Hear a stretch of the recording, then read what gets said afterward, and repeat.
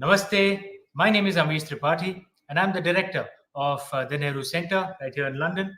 As I'm sure all of you know, the Nehru Centre is the cultural wing of the Indian High Commission here in the UK, and we organize wonderful programs on the online space. This has been the online world for the last year and a half, and there are many programs that my team and I are very proud of. But the one that we are most proud of is a series of programs that we have been organizing in partnership with the Indian Navy. And this is, of course, on the 1971 war, the war of the liberation of Bangladesh, the war between India and Pakistan. And we've explored various battles within this war over a series of 6 programs. The first of that program was, as I'm sure you're aware, just done a few months back. And now, post our Independence Day of 15th August, in this Swarnim Vijay Varsh, we are organizing the second. We are convening the second program in that series. And our partner in these series of programs with the Nehru Centre, our chief interlocutor in the Indian Navy, who's helped us put all this together, is Commodore Shrikant Kesnur. If we could call him up on stage, please. Good afternoon, good evening. Hi, nice to be with you all. Yeah, it's an evening out there, but it's the afternoon still here in London. Shrikant is joining us from India. If I may introduce Shrikant briefly. Commodore Shrikant Kesnur has served more than 35 years in the Navy, including the command of 2 ships and prestigious operational training and diplomatic assignments. I know he doesn't look like he served 35 years in the forces, but I guess that's something to do with the armed forces. They're much fitter and healthier than us normal civilians. Shrikant has a PhD from Mumbai University, and he also holds 5 other postgraduate degrees. He has been lead author and chief editor of 9 publications of the Navy, and he's currently director, Maritime Warfare Center, as also officer in charge of the Naval History Project. He was awarded the VSM on the Republic Day this year. What an honor to have you back on stage, Shrikant. Thank you, Amish. Likewise, delighted to be back with you again in this series. And I'm particularly happy about this episode because in the first one, we talked about what happened in the West, in the attack on Karachi, the Operation Trident and Python. But at about the same time, and for a longer duration, from about the 4th of December until the end of the war, the Eastern Fleet was busy. And the centerpiece of the Eastern Fleet, the newly formed Eastern Fleet, was the aircraft carrier Vikrant. So today we are going to talk about the glorious role played by Vikrant, the assault in some ways that the Eastern Fleet conducted on East Pakistan, and how that helped to bring about a very, very decisive conclusion to the war. And I can't wait to tell you how I'm excited to be talking about this and to be discussing about the war with a few people who actually took part in the war. But before that, we could probably have the High Commissioner and the CNS give us their brief remarks, and then we'll go on to the next part of the function. Yes, absolutely, Shrikant. Thank you for that, for setting the stage for what this program will be. We are honored, because this program has been recognized by Admiral Karambir Singh Ji, who's, as you all know, the Chief of Naval Staff, and we were delighted to receive a message from him for this entire series of programs, and we are honored to play that out here on this stage as well. Can we hear the CNS Admiral Singh, please?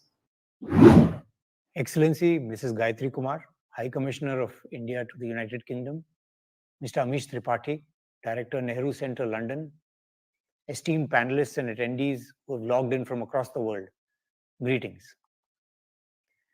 The 1971 Indo-Pak War was indeed a landmark event, which shaped the course of not just India's history, but also altered the geography of the South Asian subcontinent. The maritime facets of the war marked Indian Navy's coming of age and established its credentials as a force to reckon with.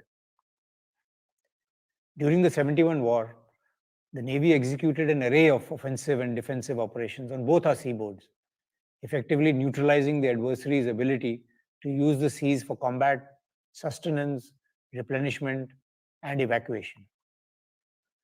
The tactical ingenuity, employment of available combat power, and adroit planning proved crucial in supporting and shaping the land battle.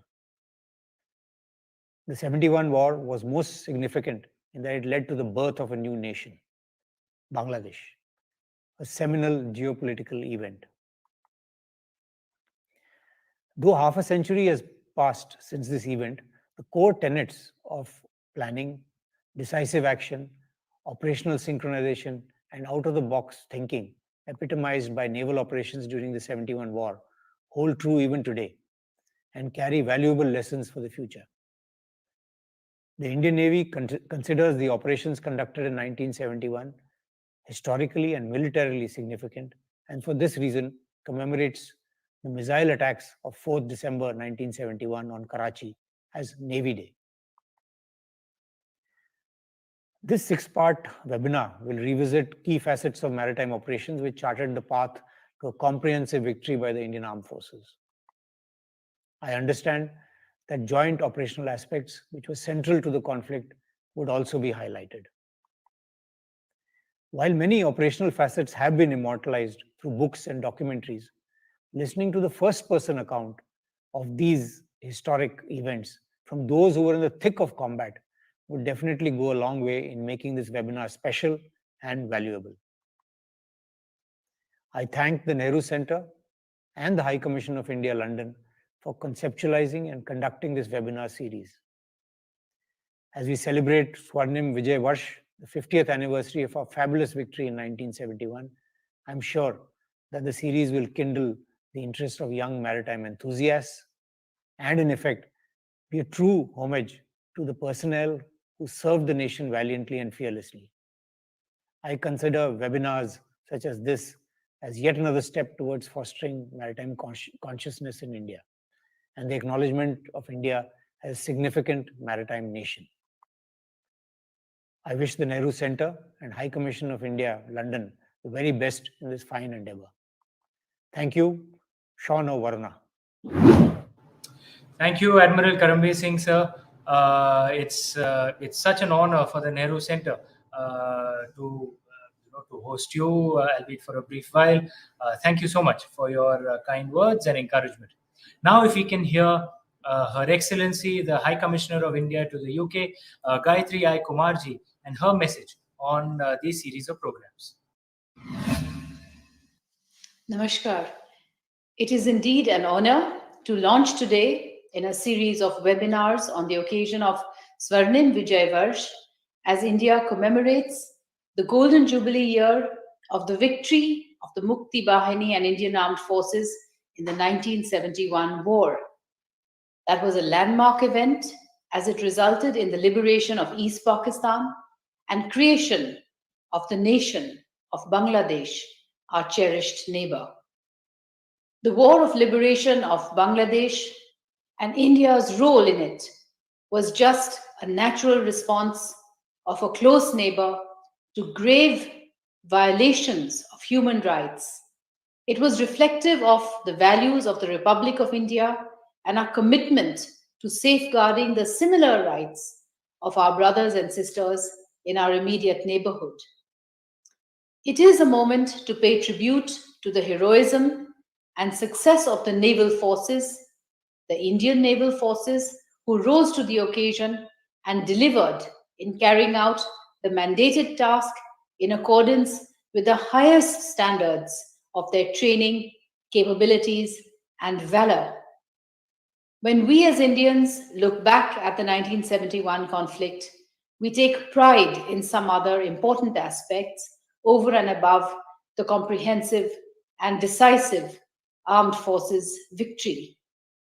Key elements that come to mind in this context are, firstly, the liberation of East Pakistan heralded the victory of democratic forces, the birth of a new nation, Bangladesh, which is today a thriving and flourishing democracy, is the most significant outcome of those operations in 1971.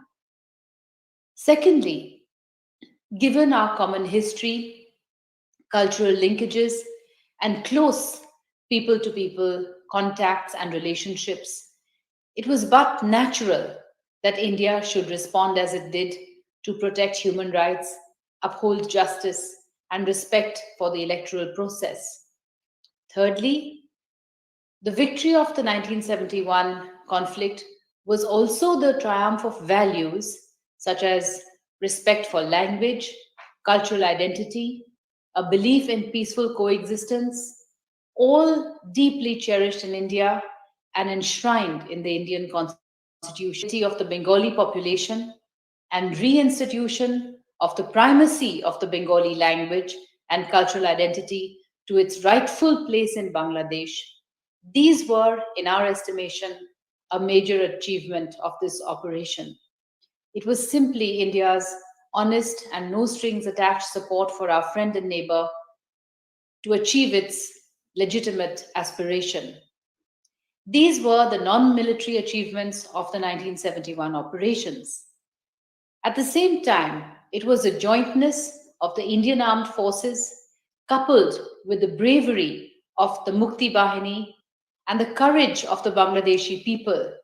It is this spirit that triumphed, which we have the honor to celebrate today.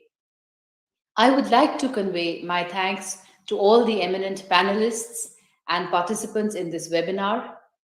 Chief of the Naval Staff, Admiral Karambir Singh, will flag off a webinar on the historic naval operation that was carried out by the Indian Navy. With these words, I once again welcome you all and thank you for your interest. Jai Hind. Thank you so much, Gayatri ji, Her Excellency, the High Commissioner of India to the UK. Thank you for your very kind words. And now, Shrikant, if we may do the honors, if we can get our esteemed guests up on stage, and I will follow your lead on this, please. Oh, wonderful. May I request you to get the technical team to get both our guests, Admiral S.K. Gupta and Admiral P.J. Jacob. We've got these two gentlemen who've taken part in the 71 war in the Eastern Fleet on the aircraft carrier. Good afternoon, good evening, sirs. Now, ladies and gentlemen, it is my very proud privilege to introduce Admiral S.K. Gupta, Santosh Kumar Gupta. It's not often that you get to have a Mahavir Chakra awardee amongst us. That is not enough. He's also a Nausena Medal Gallantry Award winner. So my proud privilege to introduce Admiral S.K. Gupta, who played a key role in the 71 war. Now, as it happens, aviation seems to run in the family. Admiral Gupta's father was an early pioneer in aviation, flying from Baghdad to Karachi in the 1920s. So following in his footsteps, S.K. Gupta joined the Navy as a cadet, opted for aviation, earned his wings in 1959, and soon thereafter he was sent as the commissioning crew of the Seahawk Squadron, our first fighter squadron that we inducted from the United Kingdom at that time. Now, these were carrier-borne aircraft, so Admiral Gupta spent a long time on the aircraft carriers. He indeed, even when the aircraft carrier was not operational in 1965 war, he flew the Seahawks in both the phases of the war then. So a long association with Vikrant. The high point in some ways was the 71 war when he led the operations from the front. The very first assault that happened at 11 o'clock in the morning of 4th December. From then he flew 9 missions. His aircraft was somewhat injured on the 9th of December. He brought it back safely. He led his people from the front. Now, his exploits during the war, we will hear a little later into our talk. But thereafter, Admiral Gupta also went on to command the INS Shakti and then the INS Vikrant. Then he went on to flag rank, retired in 1990, did a stint as the administrator for almost a decade in Breach Candy Hospital at Mumbai. Now, Admiral Gupta's two gallantry awards, the Mahavir Chakra is for leading from the front in 71 war, and the Nausena Medal is for saving a Seahawk aircraft when he landed in 1966. The arrestor wire broke. The aircraft almost plunged into the ocean. Because of that, he was able to retrieve it at that low speed and saved not just an aircraft but his own life. So we are indeed very honored to have such a brave heart with us and a hero of the war. Welcome, sir. Thank you. Welcome, Admiral Gupta, sir. What an honor to have you up on our stage. Thank you so much for gracing the Nehru Center online platform. Thank you, sir. Thank you. It's my privilege. Thank you. And it comes upon me to introduce Admiral P.J. Jacob, sir, PVSM, AVSM, VSM. Vice Admiral P.J. Jacob, sir, retired in 2001 as the Vice Chief of Naval Staff. He has held a variety of key operational and training assignments in a career spanning 40 years. He has commanded the Eastern Fleet and has also been Director General of the Indian Coast Guard. As a young midshipman, he was on INS Betwa when the ship sank the Portuguese destroyer Alfonso de Albuquerque off Goa, and subsequently in the 1971 war. He was in the team which controlled all air operations from INS Vikrant in the Eastern Theatre. There's an interesting story of how he got on INS Vikrant, but we'll come to that in a bit. Admiral Jacob, sir, has led several Ministry of Defense and Navy delegations to negotiate intergovernmental agreements on strategic issues with various countries. A former member of the National Security Advisory Board to the Prime Minister, he has also served as advisor on maritime security to the Sri Lankan government. The Admiral is a recipient of the Param Vishishta Seva Medal, Ati Vishishta Seva Medal, and the Vishishta Seva Medal for distinguished service of an exceptional order. He continues to participate in seminars on geostrategic and maritime security issues conducted by Asia Center, Bangalore International Center, and the National Institute of Advanced Studies. Thank you so much for gracing our stage, Admiral Jacob, sir. It's an honor to have you on board. Shrikant, I leave it to you to begin the proceedings.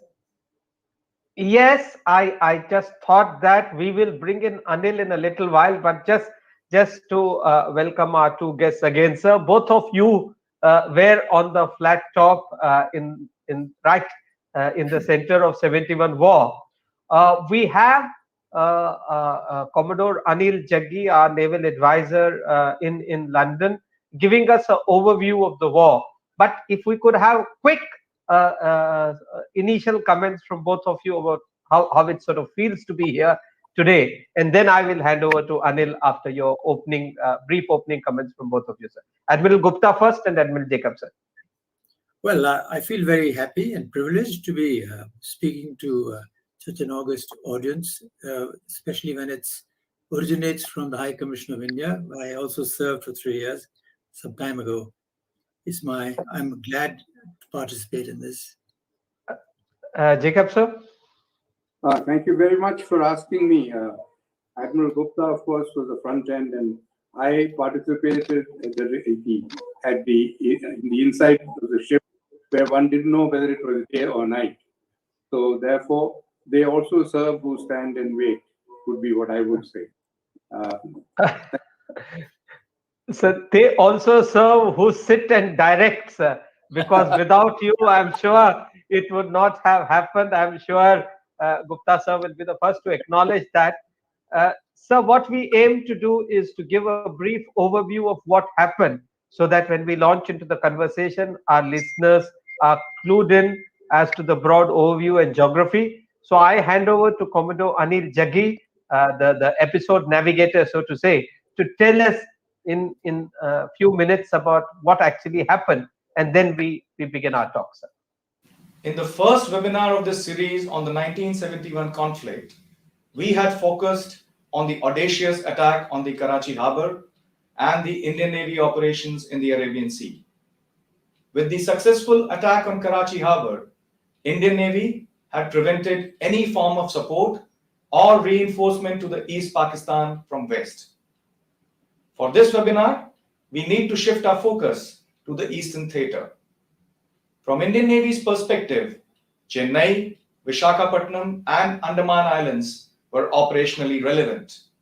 And on the erstwhile East Pakistan side, now Bangladesh, Chittagong Port and Cox's Bazar were important strategic locations for the conflict in the Bay of Bengal. Let me provide you with a brief overview of the determining factors of operational planning and also of the aircraft carrier and Eastern Fleet operations on the Eastern Seaboard. The first and foremost factor was the Indian Navy's determination to redeem itself in the 1971 conflict. This was a purposeful shift from a defensive posture to an aggressive intervention by the men in white. Second was the presence of the only aircraft carrier, INS Vikrant, which with its air wing of nearly 26 aircraft played a critical role in the naval operations. Third was the creation of the Indian Navy's Eastern Fleet, which was formally constituted on 1st November 1971 and was raring to contribute and play its maiden role in the Eastern Theatre. Another important factor was the acquisition of 3 Daphne-class submarines by the Pakistan Navy and also the availability of the silent submarine Ghazi, leased from United States a few years before the conflict by the Pakistan Navy. These submarines posed a potent threat to the Indian Navy, especially for the aircraft carrier Vikrant. Last but not the least was also the presence of US forces in the Indo-Pacific, namely the nuclear-powered aircraft carrier USS Enterprise with its Task Force 74, which could intervene in the theatre of operations to support or to evacuate the Pakistan Army from East Pakistan. Catering for the above factors, the Indian Navy had to launch decisive operations towards achieving early supremacy in a short and swift conflict. Let me now briefly cover 3 important operations on the Eastern Seaboard as they unfolded. Total maritime surveillance was maintained over the North Bay of Bengal by the Eastern Fleet. The extent of dominance attained can be ascertained by the fact that nearly 57,000 tons of merchant shipping was sunk or damaged during the conflict by the Eastern Fleet. The Pakistani Navy in the east was made completely redundant, and there were no naval engagements with the 4 Pakistani patrol boats, as 1 boat was sunk by air action, 2 were scuttled by their own crew, and the 4th, PNS Rajshahi, managed to slip away to Malaysia under the cover of darkness.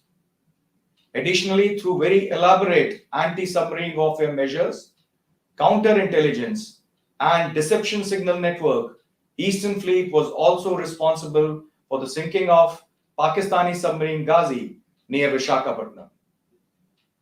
When we look at the aircraft carrier operations, it is noteworthy that Vikrant was repositioned from west to east well before the conflict, and after arrival on the eastern coast, Vikrant and its brave men undertook comprehensive preparations and attained optimum operational readiness well in time for the conflict. When the balloon went up, Vikrant, under the banner of the newly formed Eastern Fleet, sailed from the Andaman Islands on 2nd December and came within striking distance of Cox's Bazar on the morning of 4th December. Low-level airstrikes from Vikrant were launched commencing from the morning of 4th December. Once complete air superiority was achieved by 6th December, the carrier-borne aircraft could carry out day and night sorties as required to launch attacks on the harbour and airport facilities, as well as on the ship's Chittagong port and Cox's Bazar. The tremendous air effort launched from Vikrant can be gauged by the fact that between 4th and 12th December, 286 operational sorties were flown from Vikrant's deck. It is also noteworthy that the Eastern Fleet and Vikrant accomplished their mission without the loss of a single aircraft. The third operation which needs a mention is the amphibious landing of the Cox's Bazar, codenamed Operation Beaver. The amphibious operations were undertaken to establish a beachhead south of Cox's Bazar with the aim of preventing any intervention by the US Amphibious Task Force towards assisting Pakistan Army's escape via the Burma route. This was the first and only amphibious operations of the 1971 conflict. Due to limited time for planning and scanty information of the beaching area, a lot of difficulties and complexities were posed during the amphibious operations, and important lessons were learned. In conclusion, I can summarize that the Indian Navy operations in the Eastern Theater ensured establishment of sea control in the northern part of Bay of Bengal and contributed significantly to the success achieved on land. Let's hear more on this from our esteemed panelists and moderators. Jai Hind. Thank you. Thank you so much, Commodore Anil, my colleague in the Indian High Commission out here, the Naval Advisor. And for those of you who are civilians, as I am, who may not understand the lay of the war and naval terminology, which is and it's the primary reason Captain Anil, Commodore Anil came up on stage to explain the battle to you. Admiral Gupta, Admiral Jacob, sir, if I may begin the round of questioning. As you know, we are celebrating 50 years of the Swarnim Vijay Varsh. We are celebrating the Jubilee. And we've also just entered the 75th year of independence. We just celebrated our Independence Day just a few days ago. And both of you have contributed so enormously to the war effort of 1971, which fundamentally reordered the Indian subcontinent. And I'd like to begin with a straight question, and which might, from a civilian's perspective, sir. So first to Admiral Gupta, sir. What was the mood like in 1971? Because when you were in the Navy, we all knew at that time that a war was coming. So what was the mood around you? What is the spirit of the troops at that point of time? If you can just kind of take us through that, give a sense of what people are feeling, what people are talking about. Over to you, sir.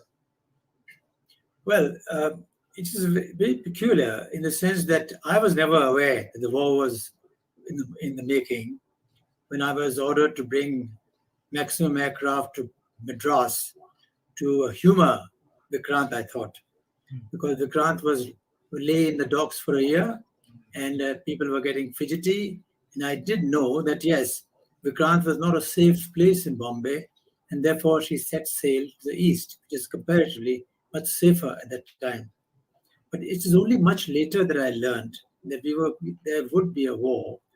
And that was on board Vikrant when I was persuaded to land by helicopter on Vikrant. And then I had the captain of Vikrant, and the CNS was there, and the CNC were there. And I saw the determination on their faces that I had no excuse to offer, even if I hadn't known about it. And I had if I had the blessings of these people and the captain of the ship, then that's an order.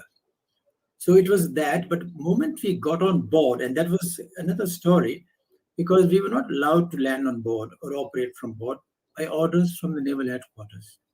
It is because the ship was considered unsafe for landing and taking off over jet aircraft. The reason being that it was limping along at very low speeds, and we required speeds much higher than that to operate. For example, 14 or 15 knots was the limitation of the ship at that time, and we required 24 or 25 knots of wind on deck. Now, wind on deck really means the speed of the ship added on to the natural wind. That adds to 25, then it's safe to operate. So I thought that basically it was just to humor Vikrant that we were there, and we also partially unemployed in Goa, where we had very, very poor serviceability, and we had no experienced pilots. They were all posted out for staff jobs. And I had tremendous problem with the aircraft, which was stuck to space. The spares had to be indented from overseas, and they had a very long lead time. And what I understood at that time was Vikrant and Navy had no priorities till we faced more realities. Now it was in August, early August, that I was persuaded to hook on, and I took two of my buddies with me, and the three of us hooked on. And when we hooked on, and then we were taken charge of. Once you land on Vikrant, then you have no say. It's Vikrant who takes over. And then she boosted up out of the catapult 3-4 times, and we proved that it was safe to land under those conditions. And that is when Naval Headquarters gave the approval, ex post facto, to land on Vikrant. Now, hereafter, everything became a reality. Now, ship had to work up. The squadrons had to work up. The situation as far as the aircraft were concerned were very, very poor. So we had 4 months, as I could see in retrospect. 4 months. At that time, we were not sure. We thought we might go to war any time now after September. Came Diwali, and we thought we should definitely be going to war by Diwali. Then it didn't happen, and we just kept waiting until the actual balloon went up. So we had, in retrospect again, we had 4 clear months to work up the ship and the squadrons and procure spares from overseas. And these 4 months, we had a mere 24 flying days. But in those 24 flying days, given the determination of Vikrant and the air squadrons, we worked up to such a pitch that we'd never been at that operation before. We were totally ready for war, raring to go by about the end of October. That is the situation, and of course we were all very excited, and I had to unload a lot of young pilots who didn't qualify on deck. That is a very sad moment, and I got people, the most experienced pilots available then in the Navy, and in total of 15 pilots and 18 aircraft, eventually by end of October. And so we had really no excuse after that. We were just waiting, raring to go, as I said, and show us the ship. That was as far as nobody wanted to be left out. Admiral Gupta, thank you so much for these words. Shrikant, if I may just clarify, because majority of our audiences are civilians who may not know many things, and please correct me if I'm wrong. So, guys, the civilians among you, when an officer in the Navy says the balloon has gone up, it means that hostilities have been declared. Please correct me if I'm wrong. Yes, it means war has broken out. War has broken out. And what Admiral Gupta said about the importance of the movement of the speed is because the aircraft carrier is huge, but still not enough space for the plane to pick up speed. So the ship itself moves so that there's enough wind for the plane to take off, and which is what Admiral Gupta was referring to. Sorry, sir, I need to translate some things for our civilian audiences who may not know all these things. And now, sir, to Admiral Jacob, if I may come to you, because I was extremely intrigued when I discovered this at when we had our briefing meeting, that you weren't supposed to be on the INS Vikrant, and you happened to be there by accident. Can you take us through that story, sir? I think there's a movie hidden in there.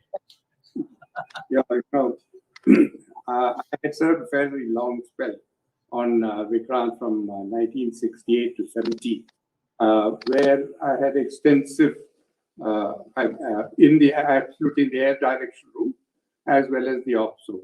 I was one of the direction officers on the carrier at that time, and I had spent a fairly long time there. So thereafter, I was posted out to go as navigating of INS Steel, which was another ship. So I was really not expecting anything more, but I only came to be aware of this later, that there was a list which was created even at that time, that in case the country goes to war or there is any emergency, there was a list of officers who would be called back to the carrier and maybe at even short notice. But I think everything about this whole operation was kept so close to the chest. I was happily on board Tir navigating when I suddenly got a message to join Vikrant in August. So therefore, here I was, just quickly packed up a couple of bags, and I was told it was on temporary duty, that means normally it's for about 4 or 5 months. So I didn't expect anything more. So therefore, I picked up my bag and came and joined the ship. And there I found there was intense activity going on. And that is how I fetched up. And much to the dismay of my captain, whose name was Commander Mahendra Pratap at that time, he says, "Hey, why you're leaving me and running off without my say so." So, well, orders are orders. So that's how I fetched up on board Vikrant, and to an atmosphere which was quite encouraging. Everybody was so motivated. It was great to be back on the ship where I was quite familiar. Thank you. Thank you. I would just, the recollections of both these officers brings out so much how everyone was raring to go. There was, that kind of spirit there.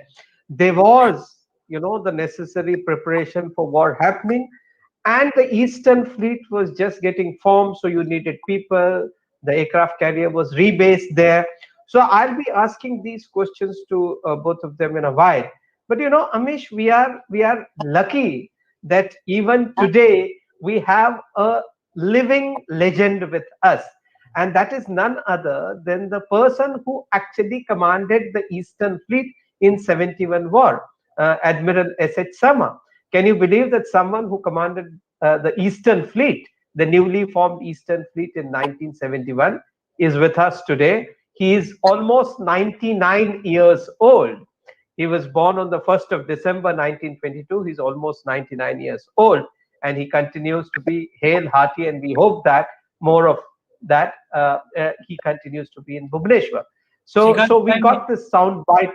Shrikant, if I may, it's 50 years of the anniversary of the 1971 war, 75 years of Indian independence, and 100 years of Admiral Sharma. So it's golden and I guess diamond and platinum. Yes, he would be entering that on 1st of December, and it's also 50 years of formation of the Eastern Fleet, which Admiral Jacob commanded later. So all these are wonderful things, and we have a soundbite from Admiral Sharma. But I thought that for our viewers, I must introduce Admiral Sharma very briefly. He has a very illustrious, sort of biodata, but very briefly, he was born in 1922. He joined the Dufferin as a 14-year-old. He topped that 3 years later, winning the Viceroy's Gold Medal. Then in World War II, he joined the Royal Indian Navy Reserve. He saw action in Burmese and Malaysian theaters. And immediately after that, he joined the Royal Indian Navy. And then, of course, which became Indian Navy on 26 January 1950. He is a specialist in navigation. He did that in Portsmouth, and he progressed quickly up the ranks. He spent a long time in training. He was a divisional officer or a faculty member in the National Defence Academy, which was just formed, the first course that formed the Joint Services Wing in Dehradun, or Clementown as we called it. Then he was the executive officer of INS Tir, which was just now mentioned by Admiral Jacob, but much earlier he was the executive officer of INS Tir. He was on staff at the Navigation and Direction School. He was also the Deputy Naval Advisor at London. He also did his staff course at Greenwich. His command assignments, very impressive. He was the first commanding officer of INS Kukri. He was the commanding officer of INS Brahmaputra later, and then of our cruiser, the flagship INS Mysore. In the flag rank, he was the Chief of Staff of National Defence College. And then from there, he landed up in Eastern Fleet in October of 1971, which got commissioned on the 1st of November 1971. That was the big moment. Then, of course, he went up. He was Director General of Naval Dockyard Expansion Scheme. He was the flag officer commanding Southern Naval Area. Went back to the as commandant in a 3-star appointment before he retired as the flag officer commanding in chief in the same Eastern Naval Command, which a few years earlier had sort of brought this decisive result in the East. So we indeed very much honored to have Admiral Sri Harilal Sharma, Param Vishis Seva Medal, and we have a sound bite from him. Let's hear what he has to say about the war. I'm 99 years old, so I hope you'll excuse any faltering. Now, the exploits of the Eastern Fleet are too extensive to be covered in just a few minutes, and the heroism of some of the officers and men showed. On the 16th of December, 71, President Yahya Khan of Pakistan is reportedly said to the press, the capitulation of our army of East Pakistan would not have been so precipitate or complete but for the strategy action of the Indian Navy. I thought it was a fine compliment. Now, the Vikrant, in the meantime, had been first ordered to Port Blair. Then we were hiding in the islands north of Port Blair till we got our orders on the 4th of December to proceed to attack. My orders as the fleet commander were to blockade the east coast of Pakistan and to cause as much damage to the assets ashore. Now, as you well know, the effects of a blockade are far more lasting than any sporadic sinking of ships. With the help of the Army and Navy and Air Force, we managed to do all this quite well and managed to get 93,000 regions or more into India. My orders from the government were to keep 100 miles away from the coast because they had some saber jets standing by on the coast to bring the Vikrant even a little and to claim that there's something Vikrant. But the attack aircraft I had, the Seahawks, their range was also 100 miles. So if I kept 100 miles away, I would be shadow boxed. And therefore, I decided to stay at 60 miles off the coast and operate from there. And this allowed me to carry out, instead of the original 5 sorties that were planned, to carry out 93 sorties. Some months later, our Prime Minister, Indira Gandhi, wanted to be debriefed by the field commanders about their actions because she said she didn't have the time to read all the reports. Now, I was the junior child, the most junior of the officers. When my turn came, I said, Madam Prime Minister, I want to start off with an apology because the orders of the government to me were that we should keep 100 miles off the Pakistani coast. But because of the limited range of my Seahawks, which is only 100 miles, we would be shadow boxing. Therefore, I decided to stay only 60 miles, which is almost the center of the top central bay, and attacked at will. As a result of which, instead of the planned 5 sorties originally, we carried out 93 sorties. Now, having said this, there was dead silence. and I wanted to hide something. But then the Prime Minister got up and clapped, and everybody got up and clapped also. I have explained to you very briefly some of the exploits of the Eastern Fleet. And thanks for listening. Jai Hind. Thank you, sir. That was so inspiring. I'm sure it gives goosebumps to lots of our viewers. It's so wonderful to hear him talk about the war. Now, going from what he said and what our distinguished panelists said about how the preparation started. So I have a set of questions both to Admiral Gupta and to Admiral Jacob.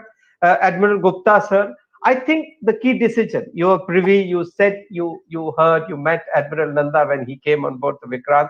I think the key decision, though you said it was to humor Vikrant, but I think the key decision was to rebase the Vikrant to the east and put it in the decisive theater of war, so to say, where it made a huge difference ultimately. So I want you to sort of address that, the decision to put her to the east, what it implied, and also what Admiral Nanda said when he came. If you can give us a little bit more, what were the discussions between him, fleet commander, the captain, and you? And Admiral Jacob, sir, you know that once it got going, you moved, in addition to being the N2, you also moved into the D team, as you say. So Admiral Gupta has already brought out about the intense workup and practice. But tell us how that intensity and practice reflected in the D team. Did you have sufficient people? What was the atmosphere there all about in the ADR when Admiral Gupta was working up his team? Gupta sir first, and then Admiral Jacobs. Yes, I mean, the fact that the CNS himself was there, the briefing on Vikrant with our commanding officer and his Eastern Naval Command commander, it was very clear that irrespective of everything, Vikrant would be based in the Bay of Bengal. It would go to war when required, and we would take an aggressive gesture of attacking the ports as well as blockading. That was made very clear. And when that was made clear, I knew in my own mind that once the CNS says this, everything repositioned by then, which means my aircraft spares, my old pilots will come back. Vikrant would be doing working up, and under a new commanding officer, an extremely great leader himself, would definitely deliver the goods. The confidence that we had in each other, that is the ship and squadrons, was seen to be believed. Because I don't think any apart from submariners perhaps, where the esprit de corps is so great, where the concerns for each other are so great, and that's the reason why it was a fait accompli that we go to war, and we took flying to right earnest from the day one. Whenever there was an opportunity, whether a diversion airfield or no diversion airfield, because I had the experienced pilots, didn't take long to fit in. And I had the confidence in them, and I think the commanding officer of Vikrant had faith in us as well. Jacob, sir? Okay. No, I would say that just the same way that the ship had missionary problems as well as to operate, there were a lot of problems with the navigation equipment, including the air defense radars. There were a whole lot of defects which were actually coped with by the team on board. It is not like if you look at the modern ship which you have nowadays, everything is all with electronic markers and the domain awareness, and the whole gamut of warfare is available to you. All the electronics are there. In those days, we operated with very simple equipment. We had a radar, which was a metric radar set. Even that had some problems with it. The height finding set had a problem. There were numerous problems in the operations room itself and the air direction room.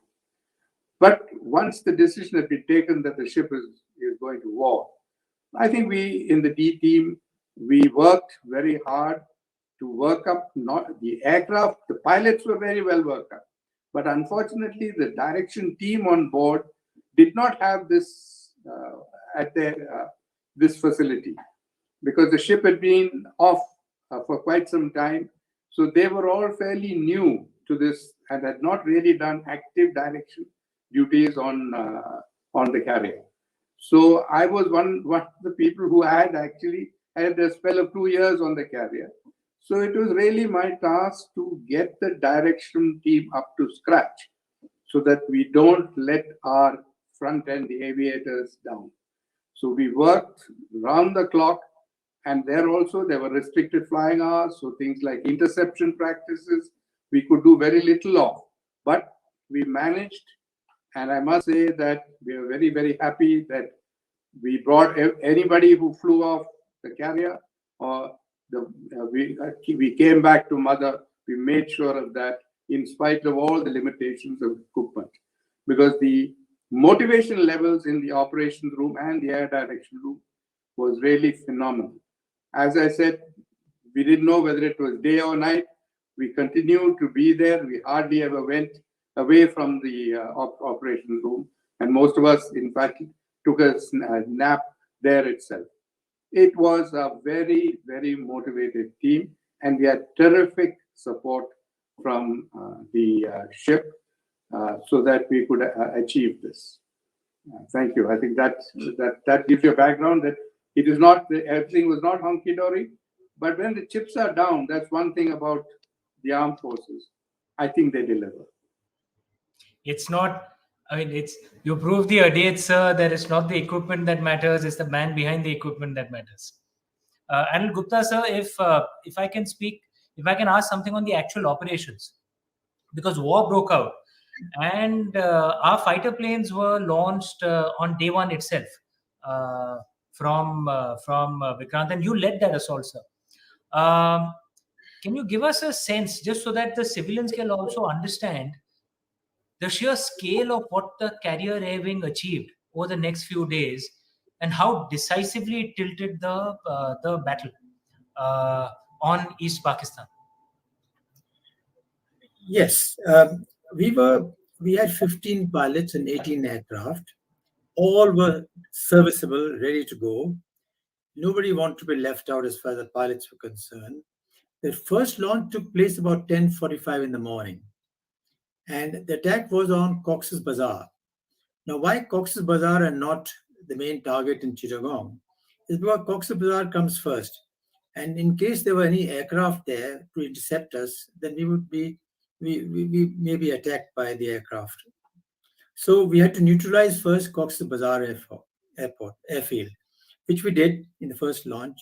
And then at 3 o'clock, we were launched again with maximum aircraft over Chittagong. Now, we had 8 aircraft strike in both these places, and 4 aircraft were arranged of flying overhead to intercept any enemy aircraft that may come and interfere. Especially, it is well known that if there's enemy aircraft, they would follow the returning aircraft and find mother and attack mother. That's been proven in previous wars. So that was the intention of avoiding any enemy aircraft coming in, at the same time achieving our aim of striking. Now, as far as the feeling was concerned, we were all highly excited, and we had all the support. We had full confidence in coming back alive, and with that confidence, we took off. And literally, when we take off, we had to be below radar, so we were almost 10 feet off the water in transit. And I must say that everybody did extremely well in following the leader. But in this game, the leader goes in the water, everybody goes in the water. It is as simple as that. They don't have time to think. So now, having that confidence in my team, we attacked Cox's Bazar first with rockets, then strafing, and then the excitement. Tell you what happened. One of the pilots forgot to make his switches in the excitement. So when he went into the dive, following me, his weapons didn't go off. Now, he didn't want to admit that. 45 years later, he admits to me now, the reason why he was left behind as a straggler was because he hadn't made his switches. He went back to attack, but he couldn't possibly face the ship coming back with all his weapons. In any case, he would not be allowed to land with all the weapons. So that he was a straggler. So when the ship, Admiral Jacob will tell you that when the ship saw the contacts, the one aircraft was missing. And it was this gentleman who went back to restrike on his own and rejoined the formation subsequently. The Chittagong is a different game altogether. Heavily defended, lots of targets, airfield in the proximity, lots of ships in harbor, some alongside, some sailing, some firing at you. The gunboats are firing. Now, nobody knew Vikrant was in the vicinity. That time, it was a complete surprise for the enemy. It was 3 or 4 days later that Vikrant made the news and people started talking about Vikrant's aircraft being around. So that was the situation. And let me just digress a little and tell you that the first 3-4 days, nobody would come out when they heard the aircraft. But after the 4 or 5 days that elapsed and Vikrant's aircraft were attacking incessantly and regularly, the local population run up on the rooftop and wave out to us. That was a confidence. They knew the friends had come in and were trying to help them. So this is just the attacks on these two places. And of course, after that, we attacked several places with Khulna, Chalna, Mongla, Do Hazari, all very successfully. And I think the enemy had no choice but to surrender. Oh, fascinating. The story of the straggler as well, sir. And the fact that, I mean, the aircraft flew 10 feet from the water. For a civilian, it's impossible to even imagine. Sorry, Shrikant, over to you. No, I just sort of saying, I mean, just to add to what Admiral Gupta said and what Anil said earlier, the scale of destruction was awesome. I remember it's about 57,000 tons of shipping, all their gunboats were taken. There were about 50 improvised ammunition or troop ships that were destroyed. Almost all the harbor infrastructure in all these places, Chittagong, Chalna, Khulna, Mangla, as I said, Barisal, power lines, air traffic control rooms, workshops, huge amount of shore infrastructure was destroyed by. And when he talks about people cheering, it also illustrates that naval firing was very accurate. People knew it would fire on East Pakistan and not on the civilians of Bangladesh. So this must be remembered. But I'll take off from what he said about the straggler, the interesting one. He's talking of Commodore Bada, who I think and Admiral Jacob has a very thrilling story about how he came because he did one more chakkar. He came with almost zero fuel and he had to be landed. So Admiral Jacob, sir, you got this lovely stories of how you view that from ADR. You had Commodore Bada, then you have that great story about Ram Sagar, who also lost his, this one, he had to be shepherded back. So if you could use a couple of these instances to tell us how you saw the drama unfolding in the ADRs. When a strike is launched and 8 aircraft strike goes in, all of us in the air direction room are watching the progress of this strike.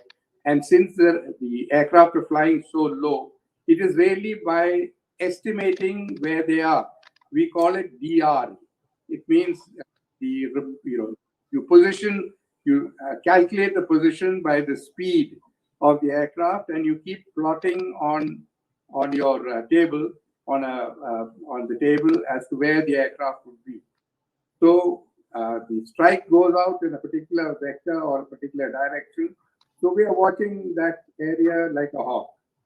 Now, when we found that 8 aircraft had gone and only 7 were coming back, we were looking for the strike. Fortunately, we did pick up a couple of places on the strike. So with the result, then we realized that this aircraft would be very low on fuel. So we had the task of, we call it stacking up the other aircraft which were at higher fuel states. So we kept monitoring. We used to ask, request fuel state, and somebody would say, the fuel state in code. And thereafter, we came to know that the lowest fuel state was the one which the aircraft where Mike Bazar was flying. So we stacked up the aircraft so that we could recover them depending on their fuel states. The one with the lowest fuel state was taken first, and then the aircraft were brought in one by one and fed into the to land in the carrier. This is something which takes quite a bit of doing when somebody is, with the adrenaline very high, everybody is excited. So this required a fair amount of cool talking to get them down in a sequence which would make sure that nobody gets lost due to lack of fuel. That was the story of the Straggler and Mike Bazar. Okay. Ram Sagar was another which I could finish off with. He had gone for a night raid, if I'm not mistaken, over Chalna, Kulna area. And he did take some attack. With the result, he had hydraulic failure. He had no compass. The main compass had gone US. And we found that he was tracking off towards the Burma coast instead of coming back towards the carrier. And so this, in spite of the radar performing so poorly, by very keen observation, we were able to plot the course. And then we had to launch another Elise aircraft, and we intercepted Admiral Ram Sagar's aircraft. That time he was a lieutenant commander. We intercepted him and brought him and shepherded him back to the ship. This is the famous Saint Bernard, which if you visited the Swiss Alps, you'll see the Saint Bernard dog, which go and look for lost people and bring them back. We have the same terminology in direction, in aircraft direction, which is called doing a Saint Bernard. We had the actual, we had learned about it in the navigation school and various places, but we had the fortune of doing it in actual war, 1971. And that's how, and with the result, also I'm very happy that, of course, Admiral Ram Sagar has passed away, but he got a VRC for it, which I think is indeed well deserved. Well, if I may add, it's a remarkable story, and I have a very true story. I'm fully familiar with this, and having flown the Elise at night and day and qualified on deck, I could fully appreciate that. This was dire emergency with total electrical failure too. So it is remarkable that the aircraft came back and shepherded back. But I had two small instances in the Seahawk aircraft. Two of the younger pilots, they had their windscreen blown off, fired at, and totally unable to see ahead. And this is, of course, daytime. They were shepherded back by the leaders, brought along the approach to land, and just 200 feet short, the shepherding aircraft would fly off, and this chap would land, seeing the mirror. Because more than 300 feet away, you can't see the mirror. So that was, again, two instances of this nature, when the windscreens were totally smashed and you're unable to see anything in front. So these are some of the episodes. Fascinating. I mean, sir, these are such wonderful, thrilling moments. Amish, I mean, everything we talk of flying at sea is flying 10 times more complex, 100 times more complex than on land, because you're landing on moving platforms. You're landing on platforms that are far smaller, and you're landing without reference to any geographical points. And this is middle of war. And we didn't lose a single aircraft. I mean, and these are remarkable. I mean, each of these can be made a TV episode or a movie, right? And there's so many things that you can talk about. Sir, to continue, Gupta sir, you are amongst those, since we talked of Ram Sagar and Elises and all that, you are amongst those rare persons who has flown both the Seahawks and the Elises. So since the Elises are not represented, so to say, today evening, could you add about their sorties and their bombardment, because they also played a key role, Ravi Dheer and team, they also played a key role in this war. So you could talk about the Elises too for our viewers. Yes, of course. The Elises had one advantage, that they had radar, and therefore they're capable of flying at night, finding their way back as a normal course. But Seahawks, of course, were totally blind. They had no aids whatever. Just your watch and your speed is all that you had. And of course, it all depended a lot on the ship to bring us back. But now, my experience of Elise has been, of course, after the fighters, it was a piece of cake to fly those aircraft. day or night was really Rolls Royce. Whereas in the Seahawk, things happened so fast and aircraft was so much older, you couldn't even see. Before you could say Jack Robinson, you'd almost pass the ship. Whereas here you could sing along and come along and merrily approaching the ship at lower speeds and always make a target landing. But that's one way of thought. But otherwise, the other negative things that I found in them were there were three crew of three, and constant jabbering goes on between those three, and which are in the fighter pilot not used to hearing any jabbering. And these people are doing good work. They're coordinating the mission. But something that a fighter pilot just can't stand is this too much of talk that goes on. The third thing, of course, is that you carry a certain responsibility when you're flying that aircraft at night, that you have two other passengers with you, and therefore you are that much more alert. I would say you're alert in any case, but that much more caretaking to make sure that you don't don't give them the babies, so to say. Great, sir. Great, sir. They were used for night bombardment and all that, and I believe that when finally on the 10th and 11th continuous bombardment by Seahawks and Elysees, by that time it sort of wiped out any little resistance and everything that was there in Bangladesh or East Pakistan. Yes, there were 2 days when the Seahawks could not fly. There was not enough wind. And the Elysees fitted in beautifully. They continued what Seahawks were already doing. Of course, many a target had been neutralized, but they were continuing day and night. Apart from the normal reconnaissance, even bombing at night of the airfields, and as well as fitting in for what Seahawks would normally have done. So 2 days out of the 13 days of war, Seahawks could not fly. Amish, as Anil brought out, I think together between the Seahawks and the Elysees and the helicopters, they flew close to 300 sorties, and nearly close to 100 missions.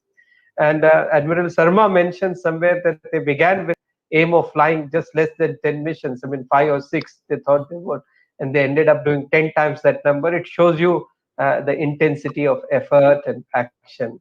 I think you have a question. The scale of dominance.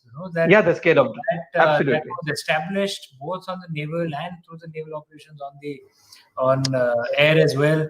But as we spoke earlier, it's about the man behind the equipment more than the equipment. Admiral Jacob, sir, if I can come to you with this question, because when we were speaking earlier, you did speak of the captain of Vikrant at that time, Swaraj Prakashji, and what a legendary figure he was. Before that, sir, if I can clarify to the civilians among you, some of you may have seen photographs of INS Vikrant a few weeks ago. That is a new INS Vikrant that has been built by India at the Cochin shipyard. Here we are talking about an older aircraft carrier which has now been decommissioned. Just to clarify the doubts. So I'm sorry, civilians may not know all this, so I should just clarify all this because those photos had obviously gone viral on social media. Admiral Jacob, sir, if I can turn to you on the captain of Vikrant, Swaraj Prakash, and who was a legendary figure from what one has heard. Well, I would say it was I have served under a number of captains of Vikrant as direction officer and as navigating officer. Subsequently, also when I served under. But I think probably Admiral Swaraj Prakash was probably the finest captain of Vikrant I have had the pleasure. One learned a great deal from him, not only about leadership, professionalism, and an absolutely fair and straight individual, and had no hesitation in taking a risk. Operating a ship of this size with the kind of limitations that there were, and knowing that he is responsible for all of us, all the crew, the air crew, and everybody, it spoke volumes about the determination of Admiral Swaraj. Unfortunately, he passed away, but I must say I learned a great deal about leadership from him. He was one of the finest captains that carrier could have had, and I would say that probably India is very fortunate that he commanded that ship when he went to war.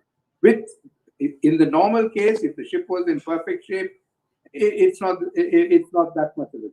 But this, with so many limitations, whether it is in the case of ship, the machinery, all told, I think Admiral Swaraj Prakash is really somebody who I really admire.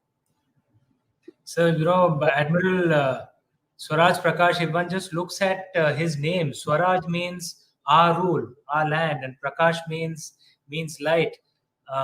He's one who truly represents his name. He's the light of our land, the light of our rule. From all that one has heard of Admiral Swaraj Prakash, and I'm sure he's happy somewhere up in the heavens, looking at us, celebrating him. Shrikant, you had a question. Yeah. No, I just, Amish, I wanted to ask Admiral Gupta also, since he'd mentioned about Admiral Prakash earlier. I wanted to ask him too about what he saw and how he felt about it. Over to you, sir. My weapons did not release, and with a weapon load of 500-pound bombs, live bombs, you're not supposed to land on the Vikrant. You try and jettison them off, or else you eject and lose the aircraft. But he had the confidence in me, and he said, "No, I want you to come and land." And I landed, and everything went very well. But in retrospect, any carrier captain would have said, "You eject, and we'll pick you up." But because you can't land with those weapons, suppose it were to fall off and explode, the whole ship would go. But that's one. Second thing he did was, I had a problem with my elevators coming back. It got half jammed. And so I was to land last, although I was a leader. I landed last. And during that phase, I had to very judiciously use my throttle, because the moment you reduce your speed, the aircraft begins to sink. So likewise, you increase speed, it rises. So likewise, to stay on the slope, you had to use your throttle very judiciously. But also the watch later on was telling me, who was with him, he said when he heard the emergency, he was very cool. He said, tell the leader that he can, worst comes to worst, he'll land along the ship side, and I'll have him picked up by the crane. So that was one. And this second thing is, I asked him later on after the war what he felt about the USS Enterprise coming into the waters and trying to interfere. He said, "Nothing. I just knew the Americans will not attack us." The second thing he said is, "I would say good morning, and I'm sure I'll get a good response from him," from the captain of the. So I can see he was very inspiring, led by example, thought on the spot, very cool. Sir, if I can, since we're talking about people, and at that time Vikrant seemed to have a stellar cast of characters, can I request you both to talk about a few other people in the war? Ravi Dheer, HML Saxena, the XO Bhai Saab, Bilu Chaudhary, the great engineer officer who held up and brought the fourth boiler online. Commander Air, I think it was Grewal, if I'm not wrong. So if you could just take us through some of those wonderful characters. It seems like a grand movie with many splendid people. So if I could request both of you to talk about who else made that possible. Perhaps, Jakes, you could go ahead first. I would say that one person who, some of the people who we really have not even spoken about, one is the commander of the ship. We had a fabulous commander of the ship and also a navigating officer who they were brothers. There was, as you said, HML Saxena, who was the elder brother, who was the commander. MML Saxena, Madan, we used to call him, was the navigating officer of the ship. Both were also very inspiring leaders too. The commander of the ship made sure that the ship, the coordination between the engine room department, the aviation department, everything worked so well and so well meshed that the captain of the ship really had to look at the operation. So with the result, the captain was free to take the kind of decisions that he took, because he knew down below the organization was absolutely sound. And he had though the captain himself was a navigator, but Madan Saxena was a real professional navigator. I learned a great deal, I must say, from him, which enabled me to do a reasonably decent job when I went and served two more tenures on Fort Vikrant later, at a much later date. These are the two people who I particularly remember, and they were also very, very great human beings. And it's really a privilege to have known them and served under them. And I must say, to bring up one incident where it was about Admiral Prakash, when the ship had to enter Port Cornwallis one night, he had to leave it to the second navigator, because the second navigator is called the blind pilot of the ship. So therefore, you had to take that ship into the harbor without any lights, without any navigation marks, purely based on radar inputs. I must say, full marks. The captain and the navigator trusted a person who was much junior to them to take the ship in at that time. This was just before the war had broken out. To take a chance like that, and I'm new to the ship. I was just on board. That's about it. And that sort of inspired me to perform far better than I would have been able to do in the normal circumstances. And that also, we say, with just a China graph pencil and a reflection plotter, which I think, Kesu, you may like to explain to people who, when you look at the modern radars with electronic markers and things, the kind of equipment that we work with was just a China graph pencil and a reflection plotter. So this is a lovely, Amish, like Sir said, must explain, and I'd love to explain that, but there's something more that I want to say, bubbling with sort of, a personal experience. So you use pencils to actually mark on the radar. Those days, while you had the radar picture, you had to actually create your blind pilotage plan and superimpose it from the radar PPI. The plan position indicator, so to say. I mean, it's unimaginable now because everything comes computerized. You can't even imagine that. But just to give you a very small personal instance, Admiral Jacob was my commanding officer on Ranveer when I was doing my watchkeeping training, and blind pilotage was one of that. And I don't know if he remembers it, but he gave a similar chance to his trainee officers to do blind pilotage, bringing the ship inside Mumbai, INS Ranveer inside Mumbai, when the workup of the ship was going on. So he took the great flat top in the war into Port Cornwallis.